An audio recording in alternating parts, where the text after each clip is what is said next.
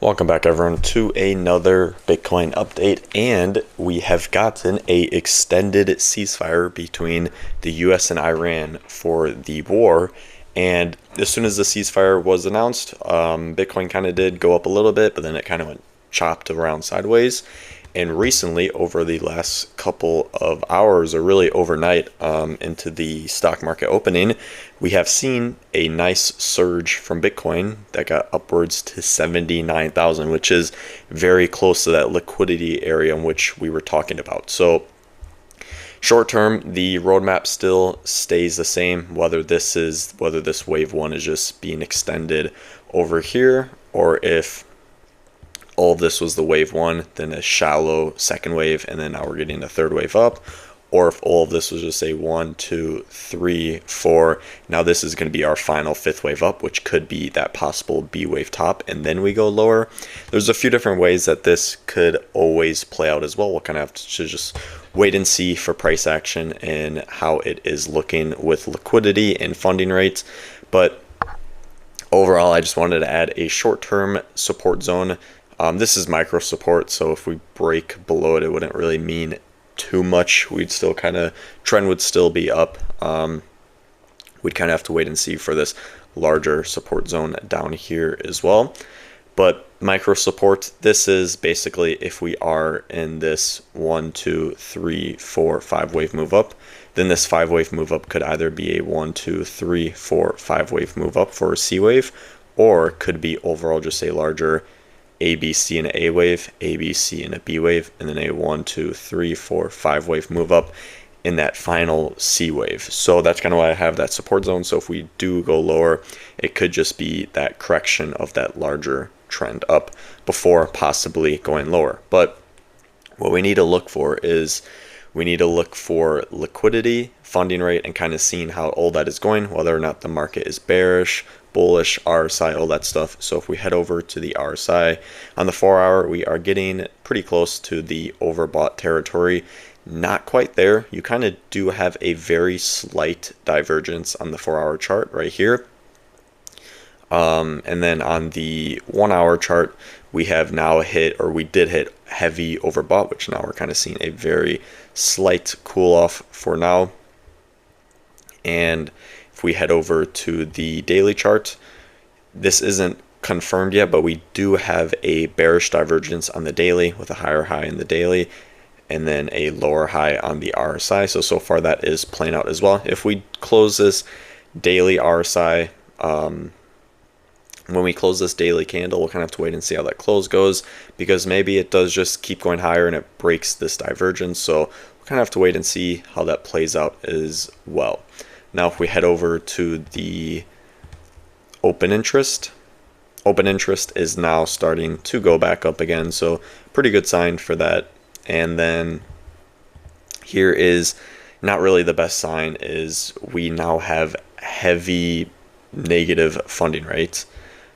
Typically what is usually best to see is as prices going up, it'd be good to see funding rate go positive, just because then the market is many people are using leverage to long the market. What you don't want to see, or it's not guaranteed, it's just an indicator, but as the price is going higher, funding rate is going more and more negative. That means more and more people are using leverage. More and more people are shorting this market. More and more people are bearish. And that's just creating more liquidity to the upside and creating a bearish sentiment, which just ultimately keeps pushing the price higher and higher as well.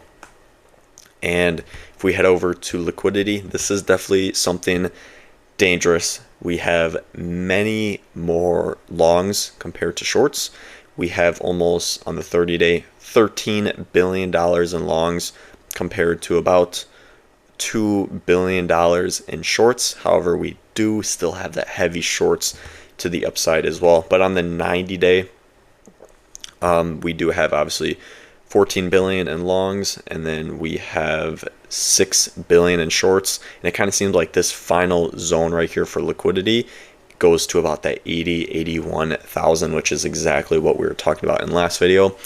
And if funding rate continues to be negative as we kind of go to liquidate these, well, then more and more liquidity will probably keep building up and just create more and more short squeezes, because as the price is going up, we're getting more liquidity in shorts. Funding rate is more negative compared to people adding longs and leverage like that. So it doesn't mean that we can't go down short term to about 76,000 for this smaller zone here, but it's just kind of something to think about.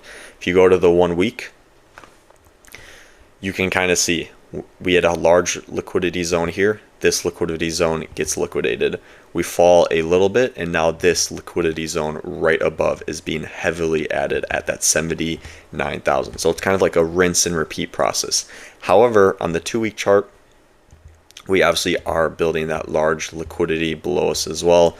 But we'll kind of, I mean, obviously it's not guaranteed, but my guess is that obviously the higher the price goes, at some point people will turn bullish. Instead of being such a negative funding rate, then it's going to turn to a positive funding rate, and then maybe from there we can see downside. But maybe we go down right now. I mean, obviously nothing is ever guaranteed. We'll kind of just have to wait and see what plays out. But for those that are wondering, well, how are we not overextended? How come we haven't seen a large correction? But you do have to realize, over the last couple of months, we really have had these larger corrections after rallies.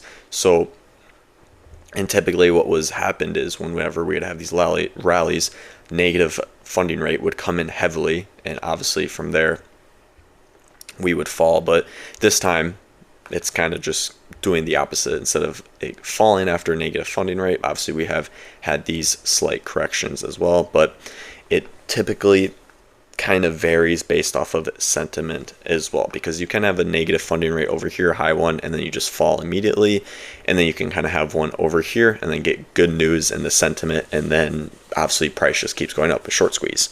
So yeah, that's kind of something to think about as well. So what can we expect over the next 24 hours? Well, it wouldn't be surprising if we do go a little bit higher to liquidate that 80 to 81,000 range.